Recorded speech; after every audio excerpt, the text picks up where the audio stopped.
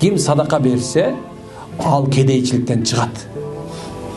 Кедей болуп туруп садака берсең дагы.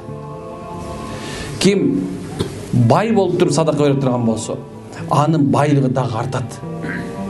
Ким ооруп садака берген болсо, ал оорудан айыгат. Ким кыйналып турган садака бере турган болсо, ал кыйынчылыктан чыгат. Садаканы кедей болупсоң, береге эчтеген жок болсо, күчүңдү садака кыл. Акылдуу болуп туруп, акчаң болсо, акылыңды садака кыл.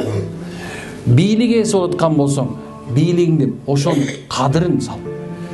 Бийлигиңдин кадырын салып туруп садака кылган. Кээбилер айтыр, бирөөлөр мечит салып койду, ушундан бир депутат мечит салды, тиги мечит салса, ал араптап келиптир, тигин ап келиптир. Жок, ал ошол бийлигин сарптады.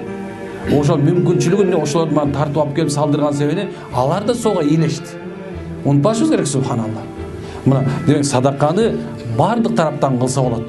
Акылың менен, күчүң менен, байлыгың менен, такыр эчтекең жок болсо, субханалла, адамдарга зыян бербешинде садака.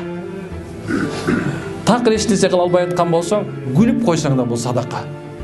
Такыр эч нерсе кыла албай атсаң, бир кусок нанды аялыңа, балаңа, бир тууганыңа, энеңе соозуна салып койсоң да садака. Тууганчылыкты курушуң да садака. Туугандарың сенден качып безип аткан болсо дагы, ошолордун аркасында сени экөөбүз тууганбыз деп жабышып алышың бул садака. Кошунаңа, ал сени керелден ушактап аткан болсо дагы, көрө албай аткан болсо, мейли. Керелден кечке өзүң видео камера тартып алдың, сен үйүңө эшиктен алып, жанакыларды төгүп атат, мусор төгүп атат, кара дубаларды төгүп атат, сен өлүп кал деп каргап атат.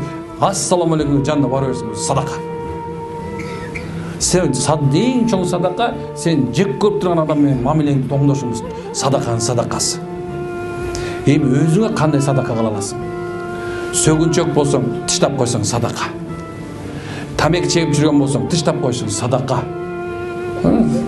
Эгерде арак ичип жүргөн болсоң, тыштап койсоң садака. Ушакчы болсоң, ушакчылыгын токтотуп койсоң садака. Садака мунун бардыгы тең. Ойлобойлу жөнүндечи, садака эмес экен. Жок, садака. Өзүңө да кыла аласың садака. Кээбирде отуруп, жакшы ниетти, жакшы ойду ойлошуң дагы бул өзүң үчүн садака болуп эсептелет.